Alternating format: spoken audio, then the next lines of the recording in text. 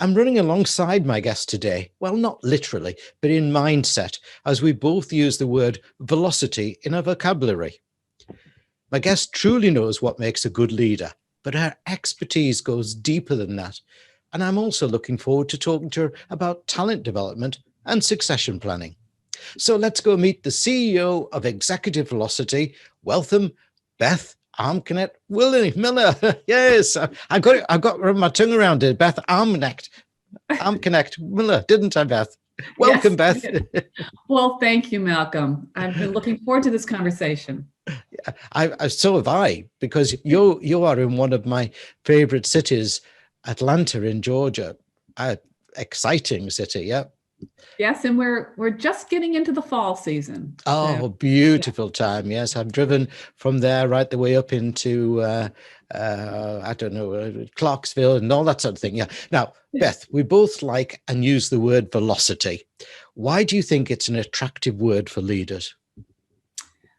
Well, I think especially in today's world where things are constantly changing, that you have to have velocity as a leader to adapt quickly to those changes. Yeah, I totally get that. Accelerating, otherwise you'll just plod along, won't you? So tell us what executive velocity does and who it does it for. We generally work with small to mid-sized companies, upwards of 500 employees, and we help them develop their leaders and their talent. And ideally, we're creating leadership pipelines for these companies so that they can grow and grow through their leaders. Excellent. Yes. In my opening piece, I said I was looking forward to chatting to you across a number of areas. So before we go into the leaders themselves, let's talk talent recruitment. I see too many CEOs trying to recruit or succession plan by cloning themselves. Surely that's a silly approach, or is it? After all, it's unlikely that the leaders of tomorrow will act in the same ways as the leaders of today. Or am I wrong? No, you are very correct. In fact, I do a presentation where I talk about the fact that as a business owner and creating succession plans, you shouldn't be looking for your clone.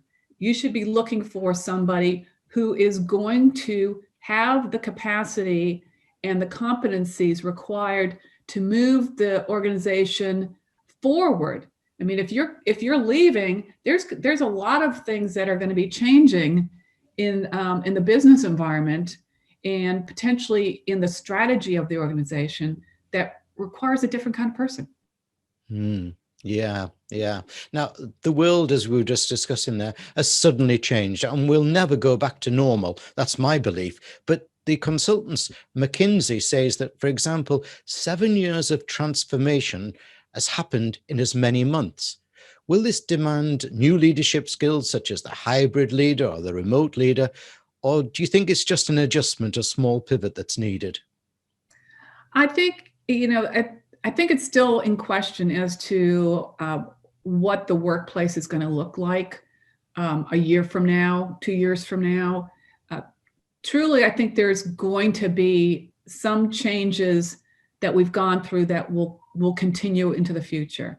And I see that as more of that kind of hybrid model where there'll be companies that want to have you in person in the workplace, but not all the time. And so leaders need to really embrace the leadership competencies that are required for that virtual leadership, because you're not face to face with these individuals and you're not seeing them all the time. Your communications need to shift, and I've seen that shift over the last 6 months. And you really need to up your emotional intelligence, because you've got to be building relationships afar versus close up and personal. Yeah, yeah. Quite interesting research, by the way, just come out in the UK, and I think it applies a lot to the USA as well, as we've been over there quite a lot. That around about 40% of employees are thinking of leaving their current employer at the moment. They've been remote working, and they've been lacking in communication and support from the leader, who's just didn't seem to be able to cope with this new change. Yeah, I can't speak to the large corporations, and many of those companies have not gone back to work at all. They're very risk adverse, and they have said, like, the Googles of the world, we're not going back to work until 2021. A lot of the smaller companies that I work with have gone back in some way, and they have the leaders that have been really good about adjusting have been able to adjust to both the in-person as well as the virtual. And that communications is what's been critical, to be communicating not just when you're in the office, but on the Zoom or the phone. In fact, I have really tried to encourage leaders to spend more time on the phone. There's a lot of texting and email going on, but you miss a lot of content when you just rely on the written word, especially in text. So there's a term called the virtual knock, and the virtual knock is a team norm that's incorporated, where you as a leader will say, hey, we're going to have virtual knocks, which means that if I call you on the phone, you should pick up. As long as you're not in the middle of something, you should pick up, or you should respond as quickly as possible. And that's the virtual knock versus sending all these emails and texts all the time. Yeah, yes. I like that, the virtual knock. Yes. Okay. At BizVision, we have a clear focus here on the Conscious Business Show and the Conscious Leader, with our show titles around them. The Conscious Leader agenda is wide and varied, but one area I believe is around well-being. How should a leader cultivate a culture of consciousness that allows people to feel comfortable to talk about their well-being and things such as mental fitness? Your thoughts, Beth, on delivering the right atmosphere or culture? Yeah, I think that gets back to emotional intelligence and building that strong relationship with an employee, to show them that you have empathy for the specific situation that the employee is in. And I've seen a lot of that over the last 6 months, much more so than there was pre-COVID, where leaders will spend time up front, whether it's in a team meeting or a one-on-one conversation, checking in with the employee of how are they doing?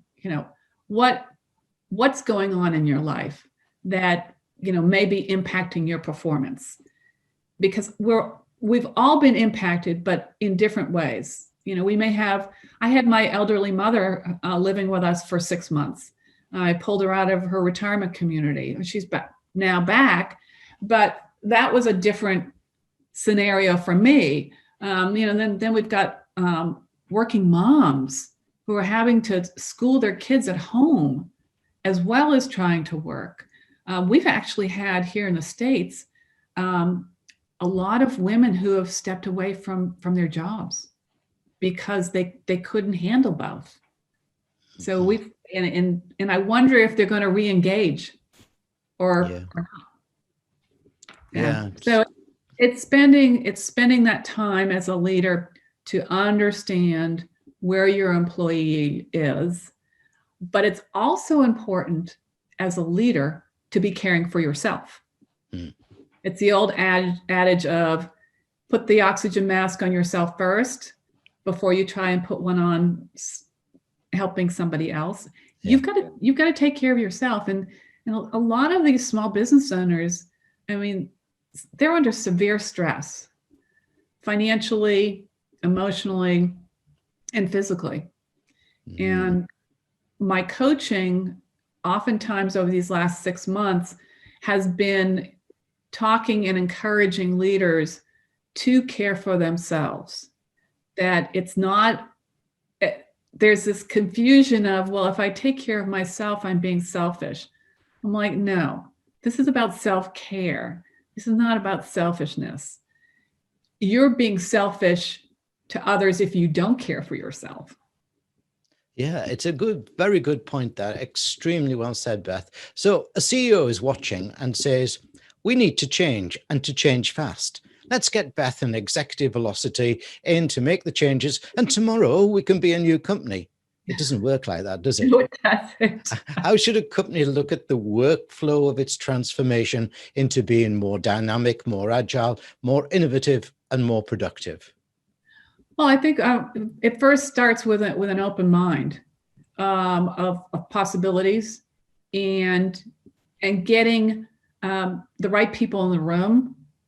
That it's not just about the leader. In fact, that's another conversation I've had with leaders. You've got a smart team around you. Don't feel like you have to solve all the problems of COVID. Engage those other individuals, because they're going to bring a different perspective and different ideas so that you can collaborate and be more innovative. Excellent. Yes. By the way, just before we move on, Beth, I'd like to point out the URL on the screen behind me of Executive Velocity for that very CEO we've just been talking about to go and visit. Change, as they say, is the only constant. People vote for change, but nobody wants to execute it. But change is all around us at the moment. What skills do you think a leader needs to enable successful change in his or her business? Well, I think they need to understand their employees and who actually embraces change and who doesn't, because there are certain personality profiles that love change. I'm actually one of those people. I'll change for the sake of changing, but you want to be obviously more purposeful about change. But I'd look for those individuals that you can count on, who can also influence the others that may be resistant to change. And then you've got to get really clear about why the change. Everybody's going to be asking, what's in it for me? What am I going? Change is always thought of as a loss. What am I losing versus what am I gaining? So it's communicating those gains to the organization and getting them to understand that, yeah, it's going to be a little painful at first, but once we get through this, it's going to be better.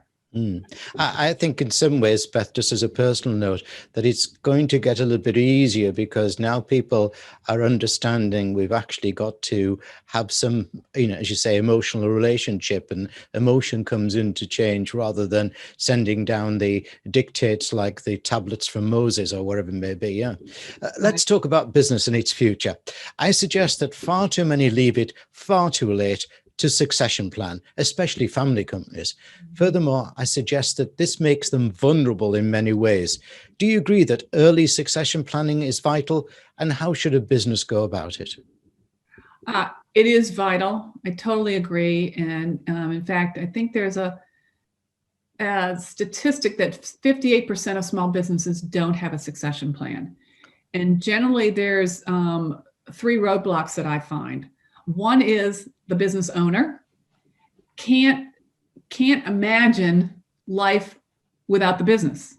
They've created it, their life has been built around it, and I spend a lot of time with those business owners creating their next chapter and creating a plan and helping them to figure that out. Once they feel comfortable with that, then the challenge is a lot of smaller businesses don't have a lot of the systems and processes in place to execute a succession plan.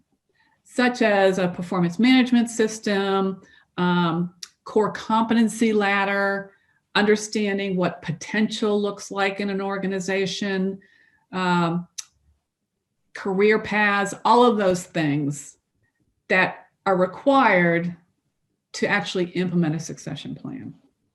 So you need to start early. It needs to be part of your business strategy. And it's an annual process where you're looking at your key positions, you're looking at the key people in those positions, you're identifying what gaps they may have from a skill behavior standpoint, and filling those gaps through the development process, so that ideally you've got at least one, if not two people that are prepared to step into those key positions should they become vacant. I hate to say this, Beth, but I've read of some horror stories where sadly employees have died because of COVID and the succession planning wasn't in place. That's caused a huge problem. Beth, let's stay with talent. Your book is called Are You Talent Obsessed? What's it about and what can it do for the reader? So basically the premise is that all leaders need to be talent obsessed. And if they are, then they are developing their people and empowering them to be successful. Companies don't exist without people. My husband and I used to own a consulting firm back in the late 90s, early 2000s. And we used to joke that, it'd be so much easier if we didn't have employees. But then we went to the company. Yeah. Yeah. So it's really about embracing leadership as your primary goal as a leader is to develop future leaders and prepare them for greater things. And the really good leaders understand that, and they get the most joy when they see their employees growing. Yeah, I'm totally with you on that one. Beth, working from home today or sitting in a self-isolation corner of an almost empty office are the leaders of tomorrow. I worry that they will be easily overlooked. After all, out of sight is out of mind is an expression. How should such talent make themselves visible in this new working environment and accelerate their journey to leadership success? Well, if we're talking about the virtual world, there are two opportunities at this point. One is the Zoom meeting where you got, people, quote, sitting around the table. Yeah. And then there are those one-to-one conversations. I believe that it's those team group meetings where you need to shine and you need to speak up, speak your opinion, being thoughtful, and also interacting with other people on the Zoom meeting in a thoughtful, respectful manner, but in a manner that drives results. Because that's really what you're going to see is ultimately the results of what your role is. And you want to do it in a way that is that kind of collaborative team environment. And those are kind of the competencies of leadership is, influencing others, driving for results. Yeah. Communication in an empathetic way, that emotional intelligence, all of those things can be displayed in a Zoom environment. And if you understand what your company is looking for from a standpoint of those core leadership competencies, I'd ask them. If you don't know, ask them, what are those core leadership competencies that you're measuring me and other leaders on? Or potential leaders. Yeah. What are they looking for? If you understand that, then you can start displaying those competencies. That's really, I like that. That's really good. Straight to the point thinking. Beth, I like to give, I'm in a Disney mood at the moment. I like to give all my guests 3 wishes. Oh gosh, okay. If I were to give you 3 wishes for the understanding by boards of directors of the investment in leadership development, what would those 3 wishes be? Well, I think the first wish would be that they would understand that investing in the development of leaders ultimately will show on the bottom line results. I would wish that they would have patience with that and not think about it as a quarterly goal, but as an ongoing goal. And I would wish that at least one person on that board represents talent management and leadership in the organization. I can really see how you can help people with that executive velocity now. And, you know, I'm getting very clear about the clarity of your thinking. Beth Miller, thank you very much indeed for a very inspiring interview. Well, thank you. Brilliant, Beth. Well done.